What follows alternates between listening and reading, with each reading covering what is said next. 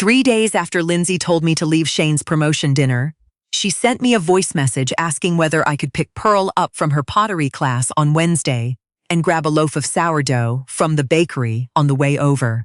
She even added a little laugh at the end. The breezy kind. The kind that assumes everything is exactly as it was. She thought the silence I had kept on Saturday night meant I had swallowed it. That I had filed it away alongside every other small indignity and accepted it as the going rate for being allowed into their lives. She was about to learn otherwise. The evening had started beautifully. The Heritage Ballroom at the Elgin Hotel had been my idea. A restored Victorian space in the old part of Hamilton with original plaster ceilings and tall arched windows that caught the last of the October light. I had spent 4 weeks corresponding with the event coordinator, selecting the menu, arranging the florals, and paying the $4,200 deposit from my late husband Carl's life insurance proceeds. Shane had been named project director at his engineering firm after nearly a decade of quietly building a reputation. 38 years old, and finally being recognized for the careful, methodical work I had watched him pour himself into. I was prouder than I had words for. There were 62 guests in the room, colleagues, project partners, a few of Shane's university friends. I sat near the head table beside the firm's regional vice president and made easy conversation because I had spent 30 years as a school vice principal, and easy conversation is something I know how to do. Midway through the main course, I slipped away to retrieve my cardigan from the coat alcove near the main entrance. The alcove was half hidden by a tall velvet curtain, and I was reaching for the wooden hanger when I heard Lindsey's voice on the other side of it, low and pointed. "She's been hovering all evening, Mum." A pause. Then Tricia, Lindsey's mother, in the measured tone she uses when she is agreeing with her daughter while pretending to be neutral. "She does like to be involved." "Two mothers at the same event," Lindsey said. "It's a bit much, isn't it?" Shane's colleagues keep looking at the table like they're trying to work out the seating chart. I stood very still, my hand rested on the hanger. "You could just..." I already know what I'm going to say. The curtain shifted. Lindsey stepped partway into the alcove, pulling her phone from her clutch. She stopped when she saw me. We stood 2 meters apart in the narrow space, and she looked directly at me without flinching, without the color changing in her face, without even a second's pause. "Tricia's staying," she said. "You should head home, Doreen." I held her gaze for a moment. Then I collected my cardigan from the hanger, folded it over my arm, and walked back through the ballroom to the head table. I said a warm goodnight to Shane's colleagues, kissed my son on the cheek, and told him I was proud of him. He looked surprised at my early departure, but didn't question it. Lindsey had returned to her seat and was already laughing at something Tricia had said. I drove home on the 403 with the radio off. The highway was clear. The city lights sat low and amber against the October sky. I want to say something here, because I suspect someone reading this might wonder why I did not respond in that alcove. Why I did not remind Lindsey whose name was on the deposit receipt, or say something in front of 62 people. The truth is I thought about it, but a room full of Shane's professional colleagues is not the place to air a family conflict, and I had long ago learned that dignity is not something you recover by raising your voice in someone else's moment. I would not give Lindsey the satisfaction of a scene, and I would not hand her a story to tell for years about how difficult I was. What I would do, I decided on the drive home, was simply believe her. My mornings have had a shape to them since Carl died 7 years ago. I wake at 6:30, make a pot of Yorkshire gold, and sit at the kitchen table with the window facing the back garden. In autumn, the Japanese maple turns a color so red it almost looks embarrassed. I have always found that comforting. That Wednesday morning, Lindsey's voice message was waiting on my phone when I came downstairs. "Hey Doreen, just checking in. Any chance you can grab Pearl from pottery on Wednesday? And if you're going past Fortino's, she's been obsessed with that seeded sourdough lately." "Huh. Okay, talk soon." No mention of Saturday evening, no acknowledgement that anything had happened. The assumption was complete and uncomplicated. I was the childcare, I was the errand runner, and the fact that I had been asked to leave a dinner I had funded was apparently a minor weather event, already cleared. I sat with my tea and looked at the spare key hanging on the hook by the back door. Shane had given it to me when Pearl was born, so I could let myself in on Sunday mornings without waking anyone. I had been using it for 40 years. I took the key off the hook, slipped it into a small manila envelope, and sealed it. Then I opened my laptop and booked a 4-night stay at a cottage rental outside Cavendish, Prince Edward Island. Off-season rates, a small blue house with a wood stove and a view of the red cliffs. I did not reply to the voice message. Shane called twice on Sunday. I let both calls go to voicemail and listened to them later that evening. The first one was brief. "Hey, Mum, just wondering if you're on your way," Pearl's asking. The second, 3 hours later, was quieter. "Is everything okay? Lindsey had to cancel her yoga class. Can you call me back?" I was somewhere over New Brunswick by then, watching the land go flat and gold through the oval window. I spent 4 days walking the Cavendish shoreline in a wool coat, watching the red sandbars shift with the incoming tide. I ate fish chowder at a lunch counter and finished 2 paperbacks I had been meaning to get to for months. My phone received several texts from Shane. I read them the way you might read a newspaper from a town you no longer live in, with mild interest, no urgency. "Mum, where are you? Lindsey says you didn't respond to her message. Is everything okay at home? Should I drive over? Pearl keeps asking for you. Can you call me?" I set the phone on the nightstand each evening and slept soundly. Shane was waiting in my driveway when I got back on Thursday afternoon, his truck idling at the curb. He had 2 cups from Tim Hortons in a cardboard tray. He'd brought a large double-double for me, which was the right order. That made it harder and easier at the same time. He got out when he saw my car, looking tired in the particular way that comes from managing things that don't want to be managed. "Mum," he held out the cup. "I've been calling."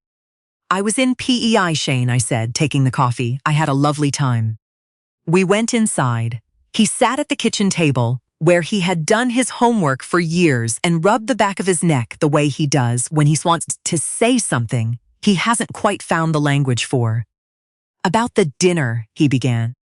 "Lindsey was very clear," I said, sitting across from him. "She told me Trisha was staying and that I should head home. I heard her without any room for misunderstanding, so I went home." Shane's jaw tightened. She was stressed about the speeches. The seating arrangements didn't come together the way she planned, and she was worried about the impression the evening was making on the senior partners. She didn't mean it the way it sounded. "I'm going to take her at her word from now on," I said. "It removes a lot of confusion." He sat with his coffee for a moment, turning the cup slowly. "Pearl missed you on Sunday." "I missed her too. I meant it entirely. I'll take her to the conservation area next weekend, just the 2 of us. But I won't be coming over on Sundays the way I was." "Mum." "I'm not angry, Shane," I said. "But I've had a few days to think clearly, and I realize I've spent 4 years making myself permanently available in ways that were never questioned, because I loved you and loved Pearl, and I assumed that was enough of a foundation. Lindsey's words in that alcove told me something about how my presence has been understood in your household. I believe her." He left an hour later without having convinced me of anything. He drove slowly down the street, the way he used to as a teenager when he knew he'd lost an argument. The following week, I made 2 phone calls and 1 trip to my bank branch on Dundas Street. The first call was to my financial planner. For 3 years, I had been contributing $400 a month into a registered education savings plan I had set up for Pearl the year she was born. The federal government matched a portion through the Canada Education Savings Grant. It was a gift meant to compound quietly in the background until Pearl was old enough for university. I directed my planner to pause all future contributions, effective immediately. The existing funds would remain in the account, untouched. The second call was to the mortgage broker, who had facilitated Shane and Lindsey's home purchase 4 years earlier, when they had signed on their Ancaster house, a 4-bedroom semi on a quiet crescent. listed at just under $900,000, which is what houses cost in that part of Ontario now. They had come up short on the stress test by a meaningful margin. I had co-signed the mortgage as a guarantor, which allowed them to qualify at a better rate under the CMHC guidelines. I asked to have my name formally removed from the agreement. The broker explained that this would trigger a renegotiation of their risk profile at the time of their next renewal, which was coming up in 7 months. Without my backing, their monthly payment would increase by approximately $830. I thanked her and hung up. At the bank, I canceled the pre-authorized transfers I had been sending to Shane and Lindsey's joint checking account each month to cover what they called household incidentals. $250. Not a large sum. But it was mine. It had been given freely, and I was free to stop. I was cutting back my ornamental grasses in the front garden on a Tuesday morning when a gray Acura pulled up to the curb. Tricia got out wearing a wool wrap coat, her expression arranged into something meant to read as concern. "Doreen," she said, coming up the front walk, "I hope I'm not intruding." "You are," I said pleasantly, "but come in anyway." We sat in the front room. I did not offer tea. "I think this whole situation has been blown a little out of proportion," Tricia said, crossing her ankles. "Lindsey was under enormous pressure that evening. You know how these professional events are, everyone performing for everyone else, and things come out the wrong way." "She said it directly to my face," I replied. "She saw my reflection in the mirror and chose to repeat it. That's not something that comes out the wrong way." Tricia shifted slightly. "Families navigate these things, Doreen. We move past them." "I agree, families navigate things," I said. "What I'm navigating right now is a recalibration of how much of myself I give to a household where my presence has been described as too much." Her composure tightened around the edges. "Pearl's birthday is next month. Lindsey's been planning it for weeks. The whole family is expected. Then the guest list will be accurate without me on it," I said, and stood to indicate the visit was over. Tricia left without saying goodbye. I watched her car pull away from the window, then went back out to finish the grasses. The formal invitation arrived 11 days later on cream card stock. A 5th birthday party at the Burlington Gymnastics Center, with a handwritten note from Lindsey tucked inside. "Doreen, we'd love for you to be there. Pearl is asking for you. Family first." I read it twice. The calligraphy was neat. The sentiment was carefully chosen. But there was no mention of what had been said in the alcove, no acknowledgement of the months that had passed, no sentence that began with the word sorry. It was an erasure dressed up as an olive branch, and I knew the difference. Shane came over the following Sunday. He looked thinner, not unwell, just worn. "Did you get Lindsey's note?" he asked, sitting at the table. I did. "Are you coming?" I poured 2 glasses of water and set one in front of him. "I'll take Pearl for birthday ice cream on her actual day, just the 2 of us. She can pick wherever she likes. But I won't be at the party." Shane pressed his palm flat against the table the way he does when he's trying to keep himself from raising his voice. He learned that from me, which I noticed with a quiet kind of irony. "Mum," she reached out. "That counts for something." "Reaching out without apologizing is just rescheduling," I said. "I'm not punishing Lindsey, Shane. I'm respecting the preference she clearly expressed. She wanted less of me. I'm giving her exactly that." She said it once, in a stressful moment, and she said it directly to my face after she saw me standing there, I said evenly. She had the chance to take it back immediately. She didn't. She had 3 months to pick up the phone. She didn't. She sent a party invitation instead. That tells me a great deal about how troubled she actually is by what happened. Shane was quiet for a long time. "I should have said something that night," he said finally, quietly, looking at the table. "Yes," I said, "you should have." It was the most honest exchange we'd had in years. The mortgage renewal notice arrived 7 months later. Shane called on a Tuesday evening, his voice carrying that strained, slightly breathless quality I recognized from when he was a boy and had done something he needed to explain. "Mum, the renewal came in. Our monthly payment is going up by $830. A pause.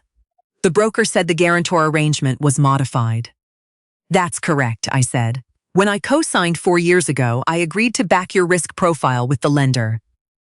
Since I've stepped back from my financial commitments to your household, I had my name removed from the agreement. $800 a month, he said. We can't absorb that right now. Lindsey reduced her hours at the gallery last quarter, and Pearl's activities. Those are decisions for you and Lindsey to work through together, I said, as gently as I knew how. You're a project director at a reputable firm, Shane. You are more than capable of running your household without your retired mother filling in the gaps. I should have let you build that capacity years ago. Why are you doing this to us? His voice caught on the last word. I'm not doing anything to you, I said. I'm doing exactly what Lindsey asked. She wanted less of my involvement. I've honored that completely. There was a long silence on the line. She's furious, he said at last. She's entitled to be, I replied. I'll see you and Pearl on Sunday for our walk. Pearl and I had taken to meeting at the Royal Botanical Gardens on the first Sunday of each month. She liked the rose garden, even in winter, when it was all bare canes and frozen mulch. She said it looked like a drawing someone hadn't finished yet. On a cold February afternoon, I arrived at the garden entrance to find not only Pearl bundled into her red parka, but Lindsey standing a few feet behind her, arms folded over her coat, her expression doing something complicated. I crouched down and hugged my granddaughter. She smelled of the children's shampoo Lindsey buys in the yellow bottle, and she immediately began telling me about a bird she had seen from the school bus window that she was certain was a snowy owl. Pearl, Lindsey said, can you go look at the fountain for a minute? I need to speak with Grandma Doreen. Pearl skipped off toward the stone fountain. Lindsey turned to face me. Up close, she looked tired in a way that went beyond lost sleep. You stopped the RESP contributions, she said. Not an accusation, more like someone reading aloud from a document they were still processing. I did. And the mortgage guarantee. Yes. She looked at her boots, then back at me. You're making a point. I'm making an adjustment, I said. There's a difference. She exhaled slowly. The condensation hung briefly between us in the cold air. I shouldn't have said what I said at the dinner. I know that. She searched for the word. It was unkind. It was, I agreed. So is this. I considered that for a moment. A chickadee landed on a branch nearby and immediately left again. Lindsey, I said, I want to ask you something honestly. If I had not stopped the RESP contributions or the mortgage backing, would you be standing here right now? She didn't answer immediately, which was, in its way, an answer. I thought not, I said, without heat. I don't need an apology extracted by financial pressure. That kind of apology doesn't change anything between us. What I need you to genuinely understand, not just acknowledge, is that I was not a convenience in your household. I was a person. And the moment you told me to leave a room I had paid to fill, you changed the terms of how I participate in your family. Lindsey's jaw worked slightly. So what does that actually look like? What do you want? I want to be Pearl's grandmother in a way that's real, I said. I want to come to your home when I'm genuinely invited, not assumed. I want my presence to be something you value rather than something you manage. And I want to know clearly that if I am ever again described as too much, I can walk away without any confusion on anyone's part. Pearl came running back across the gravel, calling out that she had found a frozen puddle shaped like a rabbit. Lindsey watched her daughter for a moment, then looked at me. I can't promise I'll always get it right, she said quietly. Nobody's asking for perfection, I said, just honesty. She nodded once, slowly. Then she picked up Pearl's fallen mittens from the path, said she'd wait by the car, and walked away without the hostile architecture she'd arrived with. It was not a resolution. It was not a warm new beginning. It was the first honest exchange we had ever had, and that counted for something real. Spring came in sideways the way it always does in southern Ontario. One warm afternoon followed by a week of gray drizzle. Then suddenly the forsythia along my back fence blazing yellow all at once. My life had settled into a quieter, truer shape over those months. I had joined a local heritage conservation committee. Old buildings have always interested me, the way they hold the logic of the people who built them. And I had started going to a Tuesday evening book club at the public library that a former colleague had been inviting me to for years. I had always been too busy to go, now I was not. Shane and Lindsey had renegotiated their finances. They had enrolled Pearl in an after-school program at the community center 2 afternoons a week, and a university student from 2 streets over helped with pickups on Wednesdays. It had cost them some adjustments and some difficult budget conversations that Shane mentioned in passing, with the slightly sheepish tone of a man who had recently learned things about his own household expenses that surprised him. They were managing. That had been the point, though I had never needed to make it cruelly. On the first Sunday in April, Shane and Pearl came for dinner. I had made butter chicken with basmati and a cucumber raita, Pearl's current favorite. She came through the front door carrying a piece of art she had made in her spring school program. Thick tempera paint on sugar paper, a sweep of red-orange cliffs against a wide blue sky. "It's the PEI cliffs, Grandma Doreen," she said, holding it up with both hands. "My teacher showed us pictures and I remembered you went there." I took the painting and looked at it for a long moment. Shane set a bag of bread from the St. Jacob's Market on the counter and put his arm briefly around my shoulders, the kind of hug that means more for not having any words around it. Lindsey had not come. She had sent a text in the afternoon to say she was spending the day with Tricia and hoped we had a nice evening. It was brief and honest and the right call for where we currently stood with each other. I had not expected more, and I did not need more. We were finding the distance that suited us both, and distance, chosen consciously, is not the same as absence. I pinned Pearl's painting to the corkboard in the kitchen, between a postcard from a former student and a recipe card in Carl's handwriting. Then I went back to the stove to finish the rice. The table was set for 3. The forsythia outside the window had gone fully, brilliantly yellow. Pearl was already telling Shane something urgent about a rabbit she wanted us to look for in the garden after dinner, her voice bright and completely unhurried. I had spent a long time making myself easy to overlook. I had no intention of doing that anymore. But this small table, this good meal, this child's painting on my corkboard, this was exactly what I had been protecting all along.